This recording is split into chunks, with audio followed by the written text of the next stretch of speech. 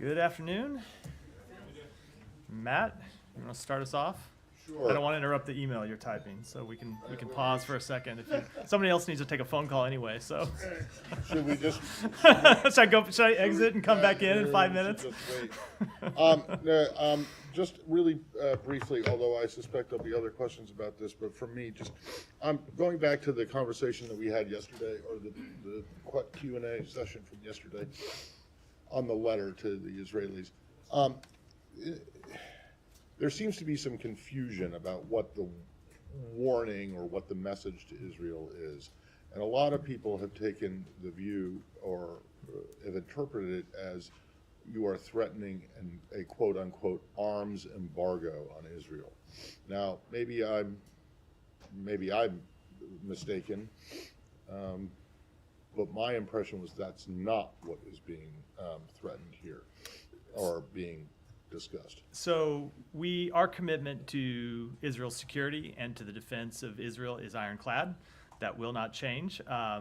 As the letter makes clear, there are implications under U.S. law to the delivery of humanitarian assistance, and Israel doing everything that it can to ensure that the delivery of humanitarian assistance is not impeded. And I'm not going to get into hypotheticals, but it does make clear that there are implications under U.S. law. But our hope is that Israel will take the steps that we outlined in the letter. I get that, and that's what you said yesterday. But the thing is that the letter talks about additional FMF, foreign military financing.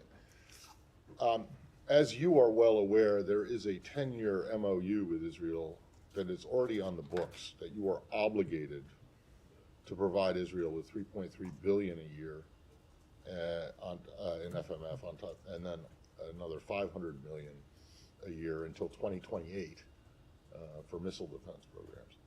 When the letter talks about additional FMF, does it not mean on top of what you have already committed to? I don't want to get into parsing the letter in any further detail. As I said yesterday, we intended this to be a private diplomatic conversation, not something that we discuss publicly. We're going to have the conversations about the full implications of the letter privately with the government of Israel, but I think I don't want to go beyond that publicly at this point. Yeah, but additional FMF, that does not include FMF that is already in the MOU that you have already committed to, and in some cases has already been spent, even post 2025 or 2026, whatever. We are going to follow our obligations under the law, and beyond that, as I said, I don't want to try to. Well, I'm not sure I understand what your obligations are under the law, and it sounds like you might not either. I do fully understand. We're going to have okay. we're going to have additional continue. FMF mean money on top of the 3.3 billion a year? As I said, $8 billion a year. This is not a letter that we intended to make public. We intended to discuss public. I understand it is public, and so it's very fair for you to ask questions about it. But when it comes to those implications, we're going to have those conversations privately with the government of Israel. And we hope ultimately that this is all hypothetical, because we hope ultimately the government of Israel implements the steps that we outlined. And there are no further implications. Right. But further implications, you can't even speak to what one implication I can't might speak be. to them here in this setting.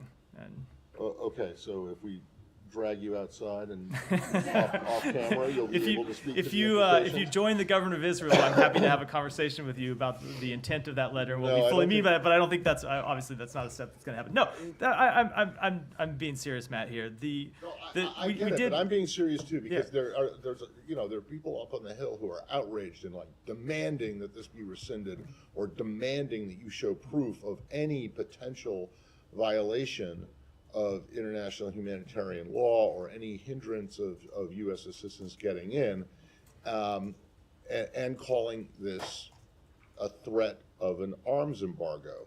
And if that's not correct, they should be disabused of that notion, because regardless of what you say about the timing of the letter, we're in the run up to an election. So I think people should know what it is that's at stake here.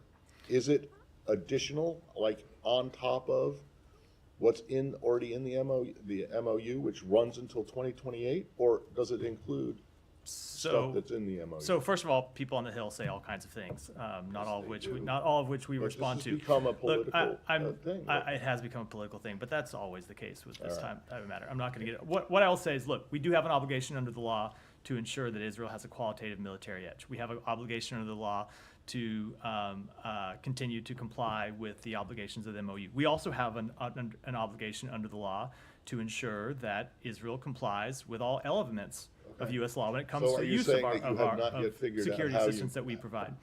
You're saying then that you have not yet figured out how you might reconcile the two obligations, the qualitative military edge and the MOU, I'm saying with the We're- the additional FMF. We are not at a point today where we have to make that judgment, and we hope that we never get to that point. Right. Okay. Hold on. Yeah. I want to go just to Lebanon for a second, because there was this footage that appeared, I guess, overnight, of Israel blowing up an entire village in southern Lebanon. What do you make of that? So I've seen the footage. I cannot speak to what their intent was or what they were trying to accomplish, what their targets were. I don't know what they were. Obviously, we do not want to see entire villages destroyed. We don't want to see civilian homes destroyed. We don't want to see civilian buildings destroyed. We understand that Hezbollah does operate at times from underneath civilian homes, inside civilian homes. We've seen footage that has emerged over the course of the past 2 weeks of rockets and other military weapons held in civilian homes. So Israel does have a right to go after those legitimate targets, but they need to do so in a way that protects civilian infrastructure, protects civilians. All right, I'm not sure I understand. I cannot speak to what their intent was or what they were trying to accomplish. Isn't it pretty clear that what their intent was, and whether they had a specific target in mind or not? Blowing up an entire village, that seems to be pretty revelatory. I don't know what was in those buildings. I don't know what was potentially underneath those buildings. That's when I say I can't speak to what they were trying to accomplish. Well, have you asked?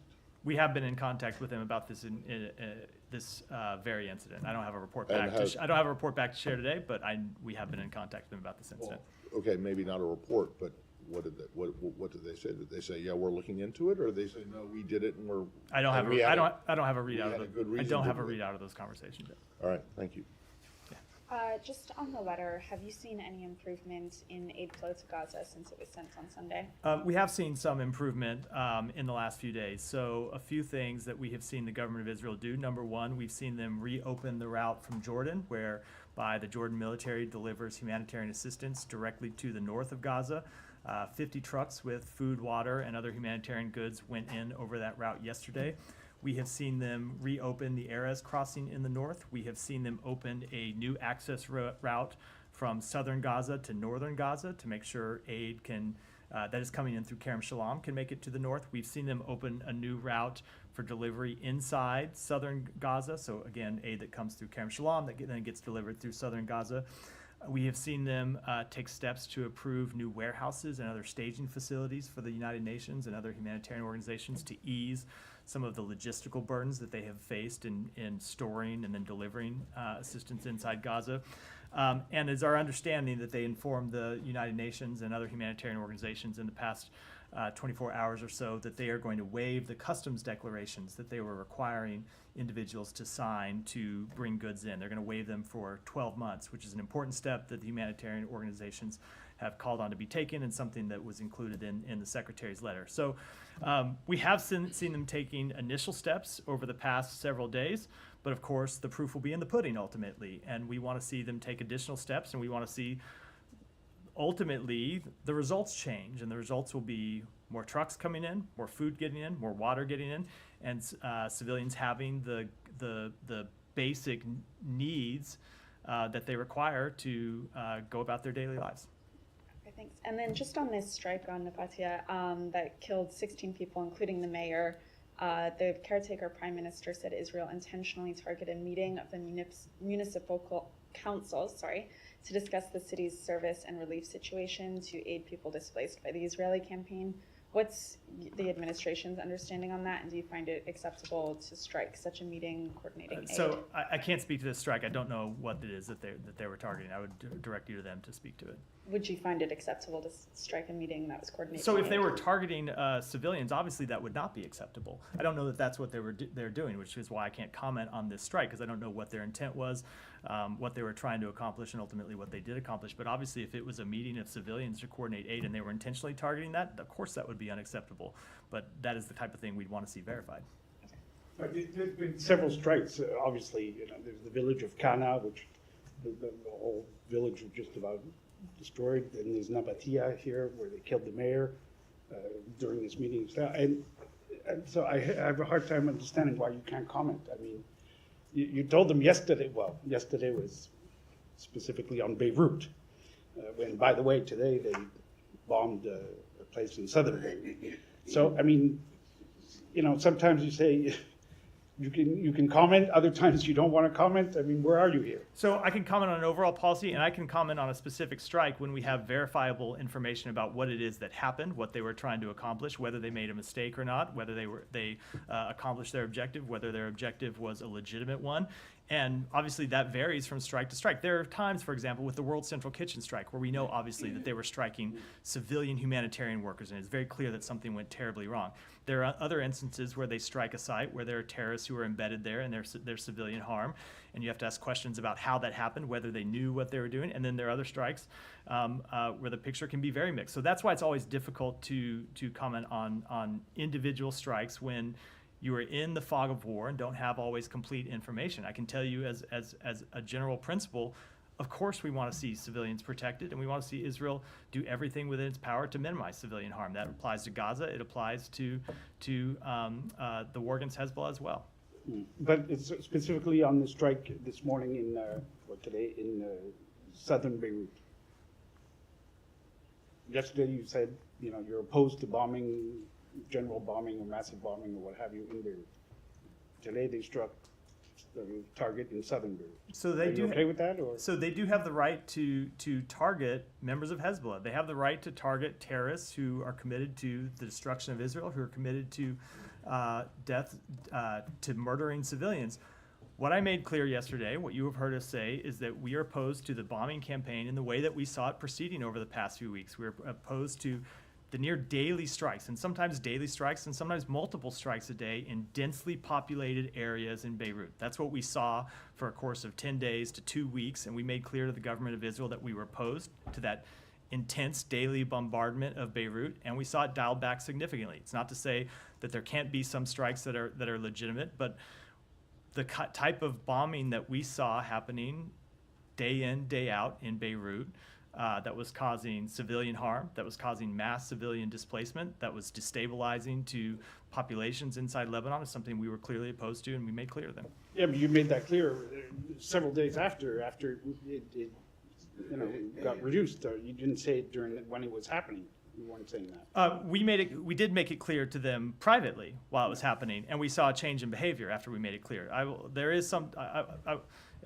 Sometimes we say this to you, and I think you don't believe us, that we tell them things privately. This is an example where we told them privately this at a point last week, well before we said it publicly. We made clear we wanted to see a change in behavior. We did see a change in behavior. It's not to make any predictions about what they will do in the future. They're a sovereign country that make their own decisions, but we made clear to them that we opposed the campaign that they were conducting, and we've seen it scaled back significantly.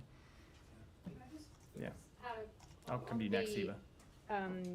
Connected to the aid letter, we were told by UNRWA at CBS, we were told that we're on track to another man-made disaster in Gaza. Go figure. UNRWA assesses that food deliveries have been continuously declining since May. The Biden administration's NSM report came out at the end of May. UNRWA assesses that 1 million people didn't get food in August, and now the figure is around 1.4 million not getting food.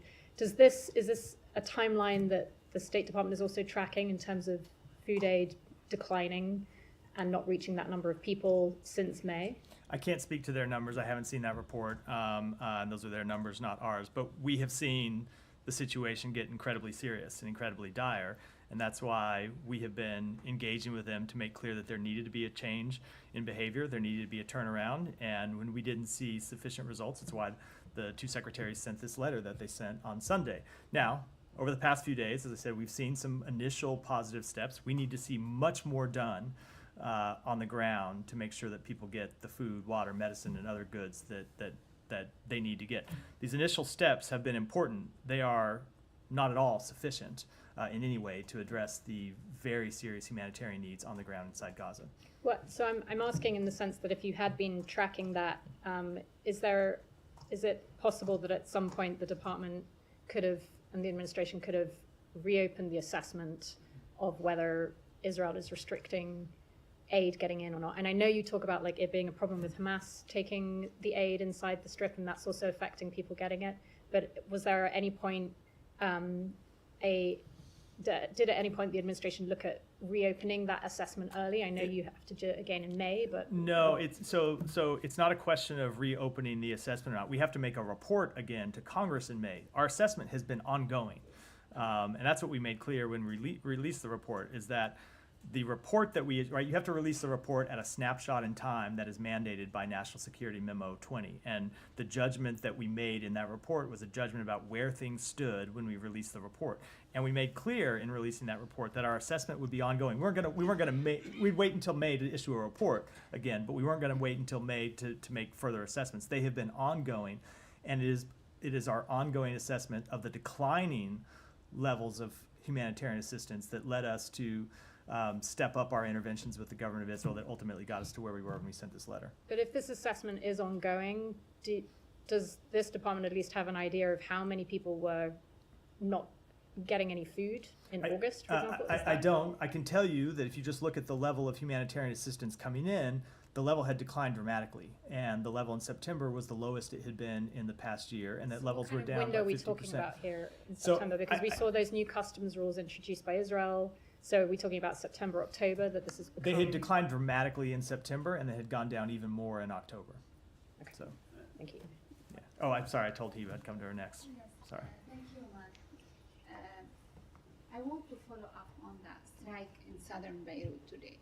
Matt, there has been a pattern since October 8th that the day you say something, that you oppose something, the Israeli do something totally the opposite the second day. What happened yesterday, the last 48 hours, the Prime Minister, the Lebanese Prime Minister, said, we have guarantees that they will not strike Beirut anymore. And obviously this was the message in Lebanon, that these guarantees, the US gave these guarantees. You said that yesterday, that you opposed these strikes on Beirut.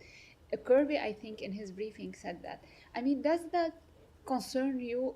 This is the US credibility. I'm not talking about whether this strike was against Hezbollah or against the messaging, your credibility, the US as a mediator, especially now in Lebanon, because everybody is looking at you, you are the one who can pose a ceasefire at least. What concerns us ultimately is outcomes. And we involve the United States in trying to generate the best possible outcome in every situation. And so when you say we made this clear yesterday, I can tell you we made it clear some number of days before I stood here at this podium and said it yesterday. And it wasn't me saying at this podium that ultimately led to the intensity of the strikes in Beirut going down. It was our direct, quiet intervention with the government of Israel that I believe led to the intensity of that campaign being dialed back. We are going to continue to make that clear to the government of Israel, just as we're going to continue to make clear to them that ultimately we want to see full implementation of UN Security Council Resolution 1701. That includes the IDF withdrawing back into the borders of Israel and includes Hezbollah withdrawing back above the Litani River. That is what we continue to drive for, and it is ultimately those outcomes that we're most interested in achieving. On the strike in the south today, the village, the destruction of an entire village, also the strike in Nabatieh. By the way, the building belongs to I think the Interior Ministry, because this is a municipality. Also, you said you support a limited military operation. Is there a shared definition for this a limited military operation between you and the Israeli, because I think the understanding in Lebanon that what's happening now, it's like a scorched earth policy to create a safe zone in the south. So it seems to be in effect now. And do you support that this will support the Israeli later in their negotiations with Hezbollah or with the Lebanese government? So what we support are limited incursions to attack and degrade, to attack Hezbollah, to degrade Hezbollah infrastructure, not to target civilians, not to destroy civilian homes, not to wipe villages out.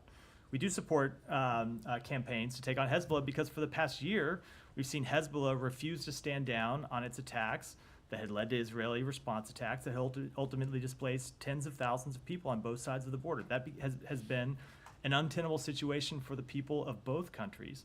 But ultimately, what we want to see is implementation of United States of UN Security Council Resolution 1701, because that would get us back to a place where those residents can return to their homes. Is there any political engagement, any U.S. official visiting Beirut next week? Do you have anything? I don't have any announcements to make about travel next week. Stay tuned. We'll make announcements as we have them, but I don't have any to announce today. Go ahead. Thank you, Matt. I just want to also follow up on Heba's question regarding the outcome of this war. You've been saying it on many occasions that the outcome should be the full implementation of 1701.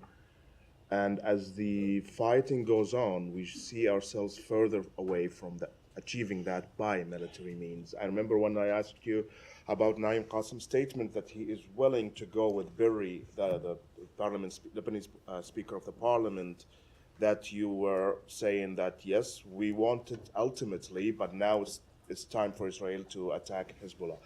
Hezbollah is still fighting, still firing missiles, things threatening to go beyond control in southern Lebanon. We've seen yesterday the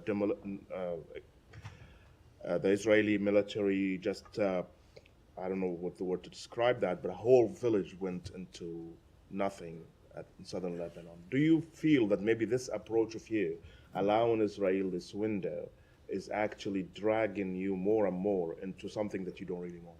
So, first of all, as you've heard me say before, and I'm going to repeat it again because I think it's always an important reminder, Israel is a sovereign country that makes its own decisions.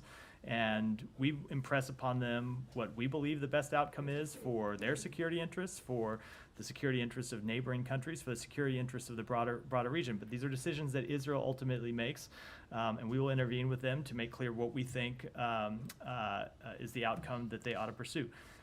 When it comes to what happens next,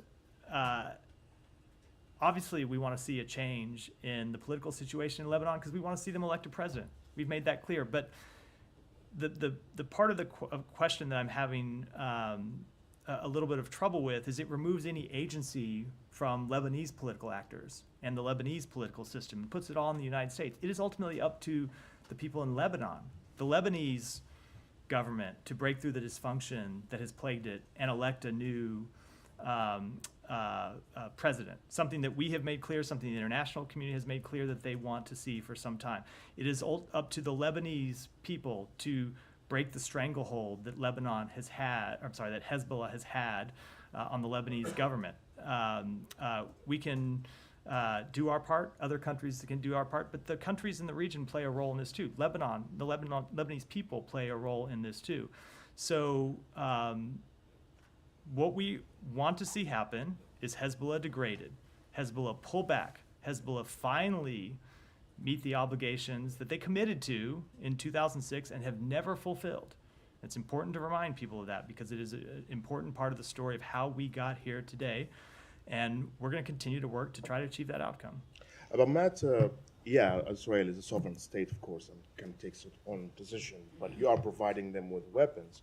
And you did before put restrictions on countries, Ukraine is an example, that you provide them with military aid in the middle of a war, and you put restrictions and limitation on how they use this military, especially targeting inside Russian territory. Why don't you apply the same here with Israel? Every conflict is different. We continue to engage with Israel about the need to protect civilians, to minimize civilian harm, and that will continue to be at the center of our policy.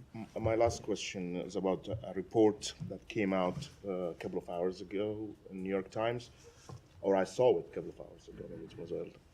It's about Israeli military using captured Palestinians in Gaza as a human shield. And if I want to quote here what the report is saying, is that the practice is routine, commonplace, organized, conducted with considerable logistical support and the knowledge of superiors on the battlefield. The detainees were handled and often transported between squads by officers from Israeli intelligence agencies, which shows, I mean, we've been asking about this before, but it shows here it was more organized, it was more within the knowledge of higher command in Israel, and it's still going on. Do you have any comment? Yeah, I also saw that report, and I can tell you we found it incredibly disturbing. If the facts as presented in that report are true, they're completely unacceptable. There is no reason, there can be no justification ever for the use of civilians as human shields. It would be a violation not just of international humanitarian law, but of the IDF's own code of conduct. I know that the IDF has announced that they are investigating the claims in that report. That is entirely appropriate for them to do.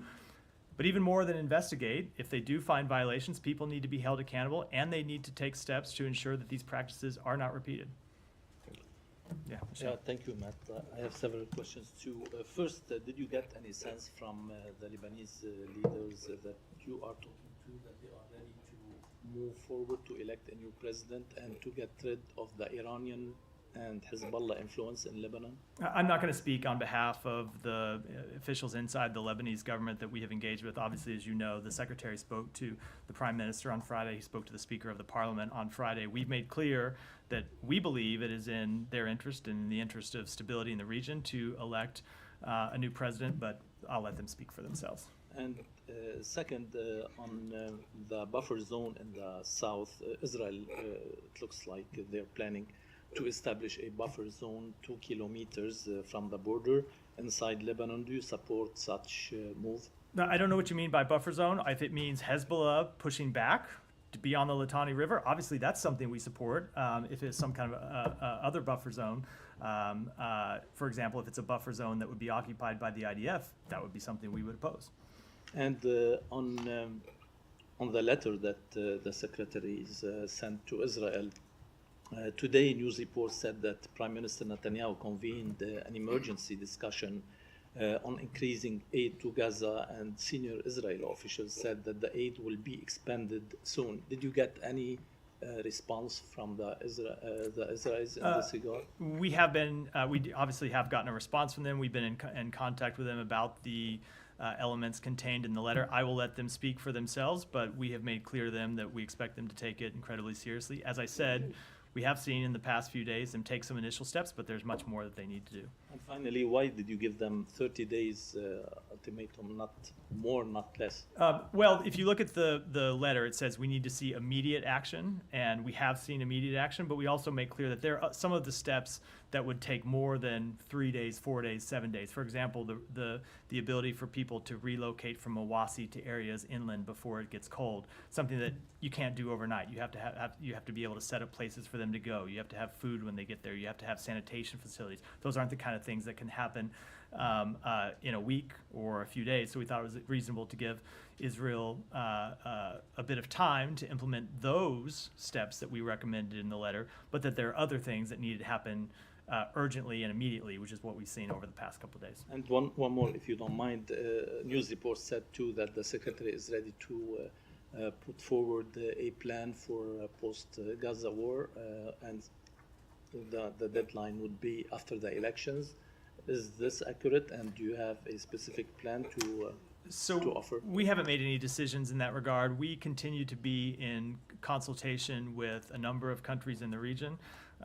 Secretary's has traveled extensively to talk with partners throughout the region, including Israel, including Arab countries, about plans for the post-conflict period in Gaza and how you establish governance, how you rebuild Gaza, how you reconstruct people's neighborhoods, and how you provide a political path forward. But those discussions are ongoing. Thank you. Danny, I'm going to skip over you to try to stay in the region. So, Tom. Thank you. But I will come back to you. I Just promise. I wanted to return to Nabatea and the mayor who's been killed in this strike, apparently killed 16 people. I mean, this is described as a Hezbollah-affiliated mayor. The attack was on a official Lebanese state building. I mean, if that's on the face of it, the reason for this attack that he's Hezbollah affiliated, is that a justifiable target in your view? I don't want to comment on the face of things. I want to be able to comment when I have full verified information, which I don't have at this point.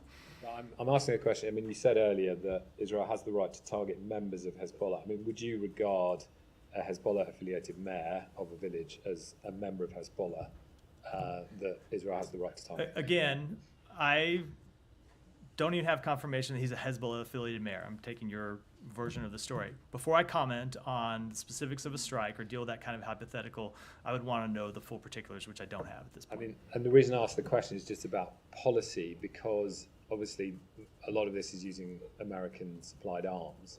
So does Israel have the right to target anyone who has an affiliation with Hezbollah? Because this is a group that has a clear military side to it, and it also is deeply embedded in the state. It's the most dominant force in Lebanon. It has civil servants, it has MPs. Would you regard all of those as legitimate targets? They have the right to target militants. They have the right to target those engaged in terrorism, those involved with supporting terrorism, with financing terrorism, and helping carry out terrorist attacks. I think that's clear under an international humanitarian law. They don't have the right to carry out attacks on civilians. That's also clear. Okay, so that sounds like But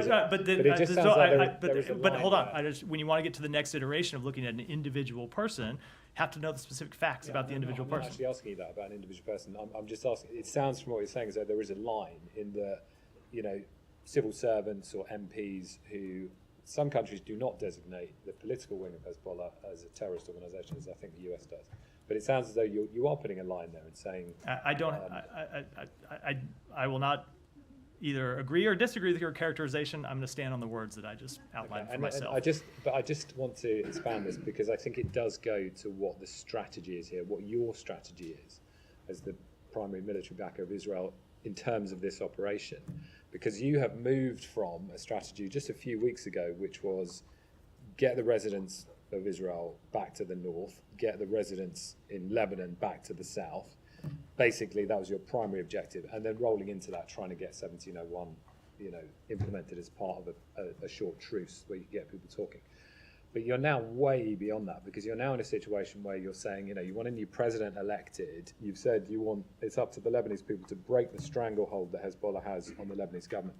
You weren't saying any of these things a month ago. That is absolutely not true. Okay, Just as a factual matter, we have made clear, going back even before. Let me correct the record, because it's really important. Yeah. We have made clear going back before October 7th that we wanted to see the Lebanese parliament break this political deadlock and elect a new president. This is not a position. It's not something new that we are trying to accomplish. But you weren't connecting it to an Israeli military operation which has invaded Lebanon, which is bombing Beirut. And now these things are wrapped together. So I'm asking you about the strategy for the military campaign that you're the key supplier of, because this sounds like, given what Benjamin Netanyahu has said about, he wants the Lebanese to rise up against Hezbollah, and you're saying break the stranglehold. This is now in the context of a military operation. So I'm asking the question, are you creating these conditions for the Israelis to stop? That you want, basically, Hezbollah removed as both a military and political force in Lebanon? Of course we want to see Hezbollah not exercise political power inside Lebanon. They're a terrorist organization. They're a terrorist organization that is held. Hold on, just let me finish. You had a long build up to the question. They're a terrorist organization that has held the Lebanese people hostage, that has killed, murdered civilians inside Lebanon. So of course we don't want to see them involved in governance inside Lebanon. And that is not anything new. I see your hand up. Let me just finish. That is not anything new. That has been the policy of the United States going back years and years, decades, in fact. And it has also been the policy of the United States that we want to see them elect a new president going back for some time. Now, we do want to see people return to their homes. We ultimately want to see a diplomatic resolution, but it needs to be a diplomatic resolution that actually will produce that, sorry, hand down for a second, I'll come to you. That will produce that outcome. Because we saw for the year after October 7th, these tit-for-tat attacks going back and forth across the blue line, and the result was tens of thousands of people being displaced for their homes. So we want to see at the end of this military campaign, this diplomatic resolution that will get people home. Yes, we also want to see a change in the Lebanese government. That means Lebanon can elect a new president. That has been our position for some time. It's not something that started when the first Israeli forces crossed the border. But I'm just challenging that because, yes, you've always said that about, Lebanon's been in this crisis where it hasn't had a president for 2 years, and obviously you don't want Hezbollah in Lebanon. But you weren't saying, we think the way to do that is to bomb Lebanon into this solution, which now I have not said that no, today. You haven't said so that. so, You haven't so said just that. to be But clear, what I'm just to be saying is, clear, I'm if trying you want to get- use words, use the I'm words trying that to I've ask- used. I'm trying to ask you to ask. I'm asking you to disentangle these two things because I'm saying to you, is it a condition of the end of this military operation in Lebanon that these things are achieved, that there is a new president, that Hezbollah are basically disempowered completely, both militarily and political? Because you weren't saying this, the way to achieve that more than 4 weeks ago, you weren't saying the way to achieve that involved a military campaign. But now we are in a situation where the two things, as far as I can tell, are bound together, and you're not distinguishing between them, as far as I can see. Let me just go back to something that we said immediately after Israel launched this military campaign, which is that we are fully cognizant that military campaigns can at times create space for diplomacy. Long history of that. They can also produce the opposite effect. And we've seen military campaigns in Lebanon where Israel has crossed the border with the intent of a limited campaign, and it's turned to something completely different. And we're aware of the possibility of that scenario as well. I'm not going to make any predictions about what will happen. I'm telling you what we're going to try to achieve. Ultimately, when you come to asking about the military objectives, that's a question for Israel, not for us. I can tell you what it is that we want to see happen, and that's what I've made clear. And just lastly, I know other people want to come in, but it's just the point is, the president said right at the start of all this, don't repeat the mistakes we made after 9/11. We saw what happened in Iraq with the attempt at regime change, and 10 years later you have ISIS. And so I ask this question because critics of what's happening now in Lebanon with the Israeli military campaign is happening will say, well, look, this is just another regime change attempt. And to try and do that through a campaign of bombing has been proven, especially in the Middle East, to be completely futile and counterproductive. So you seem to be, you're behind this. You're in with this now.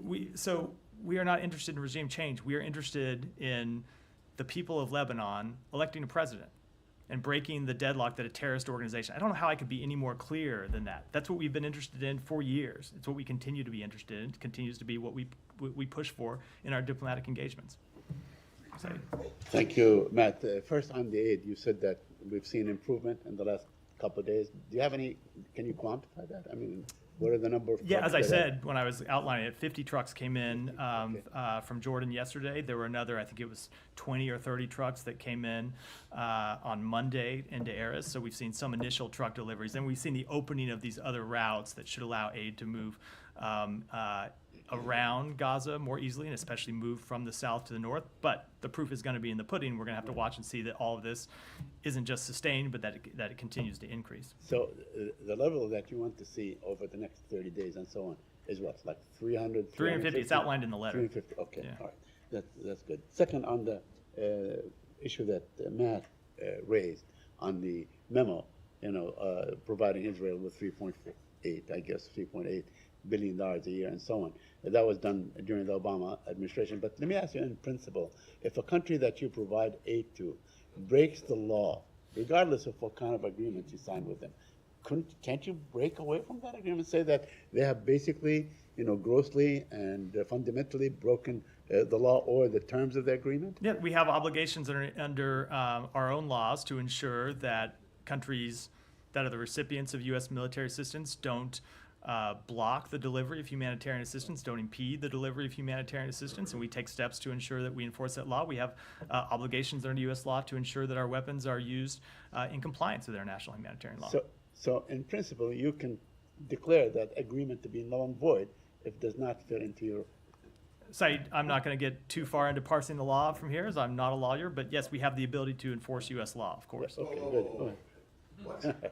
What? You really think that you have the ability to declare the null and void, the Not- MOU that was I signed? did not say null and void. We have the Well, ability no, to. that's what he said, and you said, I said I'm I'm not- not gonna get into it. So I'm not I gonna don't get think you do. I'm not, I think you're hold walking on. a I'm not real going to get tough, into fine line here, if that's what you think. I'm not going to get into parsing all the provisions of law, including the provisions of law that provide us, that require us to provide military assistance, and the provisions of law that require us to ensure that that people comply with the Foreign Assistance Well, Act you need to rule in or requirement. Hold rule on, it out. requirements. Because if you, No, so it could This be goes back. somewhere in This, the middle this goes then. back to the conversation that you and I had at the beginning of this, which Yeah, I know. I which know, but you which just- I know. you just- no, But no. you just left the door open to you saying that you could declare, that the administration could declare the MOU that was signed, I that did- took effect in I- 2019. so I very and much- is valid until I 2028, could be declared very, null and void. I very much did I not. don't, So okay. you should never. I don't think that's correct, but that's what you and implied. That is not at all what I implied or said. Okay,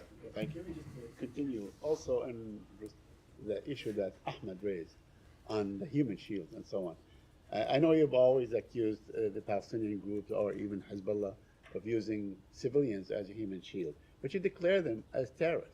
Would you declare the Israeli army as a terrorist organization? No, the Israeli army is not a terrorist organization. Okay, Saeed. they're It's not a ridiculous. terrorist organization, but they continue. Please, just let me finish on this. And so we see this happen time and again. This is a practice that's been conducted by the Israelis in the West Bank for a very, very long time. So how would you reach a conclusion in the end? Because Israel could investigate itself. It has done that time and time again, but we never really see the results. They never are held accountable to anything when they say, yeah, we have done this and this is wrong. So what would be the consequences? So we want to see them fully investigate, and if appropriate, hold people accountable. If there are people who have committed violations of the IDF Code of Conduct, they need to be held accountable under Israel's military justice system. If there are people that have violated international humanitarian law, they need to be held accountable. If we see violations of the laws of war, of international humanitarian law, we have procedures that we look at as well.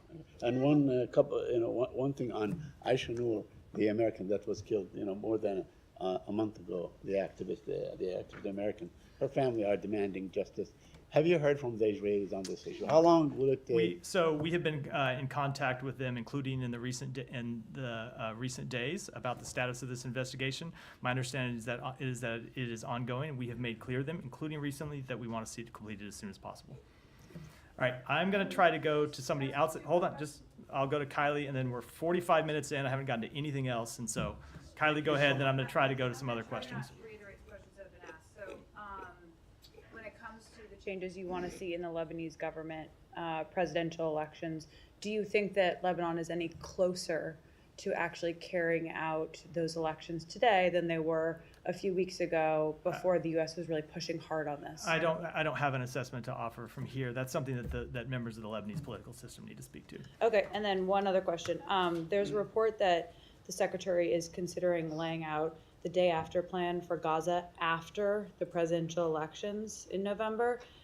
Is that accurate? Is he planning to roll that out after the elections? So I did speak to this in response to someone else's question. I don't have any announcements to make about a plan. It's something that we continue to discuss with a number of countries in the region, our Arab partners, our Israeli partners as well, about what the specific contours of a plan would look like. As you know, this is something that we've been working on going back months, but as to when we would have something to present with our counterparts in the region, I don't have a timeline. Are there any conditions on the ground that would need to be in place in order for such a plan to be presented? So I just don't want to get into what a plan might look like. Obviously, you know the relevant pillars of such a plan because you've heard the secretary speak about them publicly: governance, reconstruction. But I don't want to get into any further details here. It's something that we're in active, ongoing discussions about. All right, Alex, I'm going to go. I'm going to just because I've only got 10 minutes left. I want to Thanks try so to much. get some I other know you'll questions before we lure break back to the Middle East again. Very quickly, was the secretary part of the phone call today that took place between the president and President Zelensky? He was over at the White House earlier. I don't know if he joined the call or not. The President Zelensky today, as you know, spoke and he presented his victory plan. you last week commented on the plan. So you told us that we reviewed the plan, we saw some number of productive steps. Can you please help us now that we know what you knew back then? Can you please help us decode it a little bit? What do you support, what you don't support? No, I'm not going to get into the various details other than to say that we continue to engage with the government of Ukraine about that plan. Obviously, the president spoke to President Zelensky about it today. I'm sure that was one of the topics of conversation. And we continue to work with them about other measures that aren't included in the plan that we believe would position Ukraine to win on the battlefield and ensure a just and lasting peace. The concerns of France and Germany, they have been scaling down their military support to Ukraine. Do you share those? Every country has to make its own decisions based on their capabilities, based on their budgets, about what they can do. We have been gratified by the coalition of more than 50 countries we have put together to support Ukraine. We've seen a number of countries, not just inside Europe, but outside Europe, who have contributed to Ukraine's defense, and we're confident that that support will continue. And final one from Moldova. The election this weekend. Their concerns that Russia might have been sabotaging the process. The disinformation campaign. Do you share those concerns, and what are you going to do about it? Of course we do. My colleague John Kirby at the White House laid out some new information yesterday. I don't have anything to add to that. Janie, go ahead. Thank you, Matt. Two questions on Russia and China and North Korea. The Russia and North Korea Mutual Military Cooperation Treaty has been submitted as a bill to the Russian House of Representatives for ratification. This will legalize military cooperation between the North Korea and Russia. It also seems to justify the dispatch of North Korean troops to Russia's war in Ukraine. What do you think about this? We continue to have great concerns about the growing security relationship between Russia and North Korea. And the second question, the defense ministers of Russia and China met in Beijing and reaffirmed the military cooperation between the two countries. What concerns do you have about substantial military cooperation between China and Russia? We've spoken that to before, and I don't have anything new to add to it today. Thank you so much. Yeah. In light of the Home Ministry of Bangladesh embargo on prosecution individuals involved in the action during the anti-Hasina movement up to August 8th, and reports that between August 5th, after Sheikh Hasina departure, and August 8th, over 3,000 police officers were killed, more than 400 police stations abolished, and many Awami League members targeted by organized protesters under coordinated plan described as by Dr.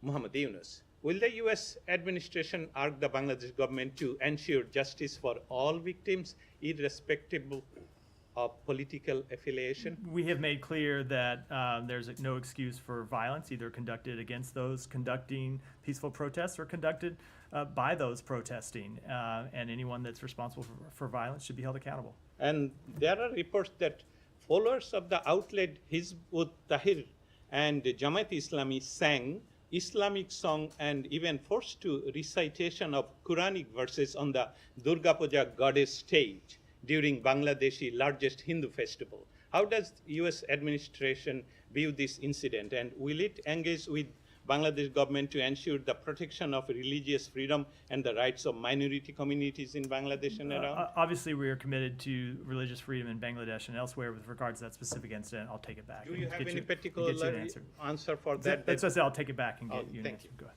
Can I ask you about the meeting that you had with the India Enlighten how were discussed? Sure. So we, the meeting that occurred yesterday, we updated, we being the U.S. government broadly, updated members of the Committee of Inquiry about the investigation that the United States has been conducting. We've received an update from them on the investigation that they have been conducting. It was a productive meeting, and I will leave it at that. Did they also inform you about some of the actions they might have taken? They did inform us that the individual who was named in the Justice Department indictment is no longer an employee of the Indian government. Are you satisfied with the cooperation with the Indian government? We are satisfied with the cooperation. It continues to be an ongoing process. We continue to work with them on that, but we do appreciate the cooperation, and we appreciate them updating us on their investigation as we update them on ours. And do you see further meetings with them? I don't have anything to announce today. Go ahead. Yes, my question is on Mexico. Last week, the new Mexican president announced restrictions on the U.S. ambassador in Mexico City, preventing him to have direct contact with members of her administration without informing the foreign ministry first. Will you apply reciprocal restrictions to the Mexican ambassador here in Washington? And do you consider these new restrictions adequate? We have a close partnership with the government of Mexico. We have a close partnership with the new president of Mexico. We look forward to working with her and her administration. The ambassador looks forward to working with her and the administration. We look forward to a long continued partnership. So no restrictions on the Mexican ambassador similar to them? Nothing that I have to announce today. Matt, thank you. Yesterday you said that you should look at your record in Gaza. Since May there has been a decrease in the food aid that's gone in, despite America saying that they need the Israelis to do more. It's now estimated that 2.2 million people are either facing famine or food insecurity. Add to that the fact that from the podium yesterday, you described as horrendous the attack on a hospital by Israel, and the United States continues to send weapons to Israel. What are you proud about what the United States has done? If you look at our record, if you listen to my full presentation yesterday, you would have heard I said our interventions with the government of Israel started in the days immediately after October 7th to make sure that humanitarian assistance got in. And we saw them let the first trucks come in through Rafah. We then intervened with them to get Kerem Shalom open, to get Erez open, to get the route open so humanitarian assistance from Jordan could come in. Now, there have been times when assistance has decreased, when it has stagnated, and when that's happened, we've intervened again to make sure it returns to the levels it needs to be. That's what we are doing now, and we're going to watch and see what happens and monitor the results closely. Sorry, Daphne, a follow-up on Daphne, that. go ahead. Just a follow-up on that, please, Daphne, Matt. no, Daphne, go ahead. On the case of Mekdara, the journalist arrested in Cambodia, you previously said the U.S. has raised concerns over his arrest with the Cambodian government. Have you had any other engagements since then? Has there been any progress? We have engaged with them at a number of different levels and made clear our concerns and called for his release. Has there been any progress? No, I don't have anything further to announce from the podium today. And sorry, just quickly on UNIFIL, it's come out during the briefing that UNIFIL said an Israeli tank fired at a peacekeeper's watchtower and damaged it, saying yet again we see direct and apparently deliberate fire on a UNIFIL position. Is the U.S. considering any consequences for Israeli attacks on UNIFIL? You've warned pretty clearly you did not want to see those taking place. So first of all, just let me say I have had a blanket practice from my first day that I'm not going to comment on things that happen while I'm at the podium because I obviously haven't seen the full context of them other than what's presented to me in a question. But we have made quite clear to the government of Israel that UNIFIL soldiers need to be protected. They're there to fulfill an important mission, and that attacks on them are unacceptable. Do you see any indication that they are heeding those warnings? So I can't speak to this specific attack. We've made clear what we believe, and that attacks are unacceptable. Go ahead. I have two questions, one related to China and one related to Gaza. Related to Gaza is like kind of fundamental question. Like you said multiple times to Mr. Saeed that you are two sovereign country, like you and Israel. But it seems like you have given Israel kind of an special act, and you say that you have interest and they have interest. What is the USA interest in the Middle East in terms of this special dealing, high protection for Israel? They have all advantage more any other country around it. So what is the U.S. interest in the Middle East in context of this war? And if you can depict this. So broadly, we want to see peace and stability in the Middle East, a region that has had a lack of stability for decades now.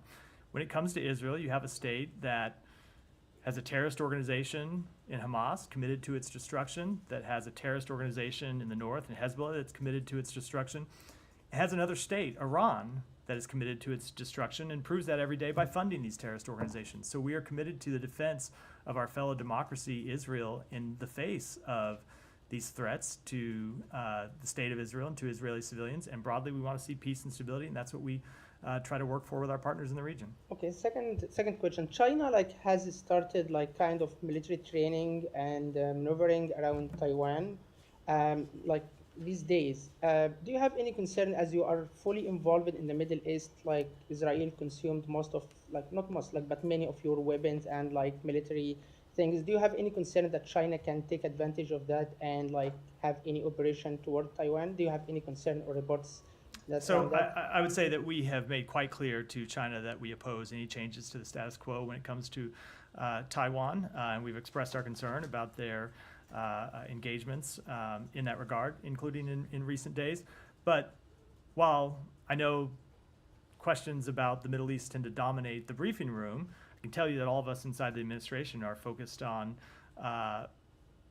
all of the threats around the world to peace, stability, security. And you just have to look at the president's travels to Asia, where he's traveled to Asia 20 times, more than any of his predecessors, to show that we retain the ability to focus on the crisis in the Middle East, to defend Ukraine, and address threats to security and prosperity in Asia as well. So no And with that, concern that we'll wrap for today. Thanks, everyone.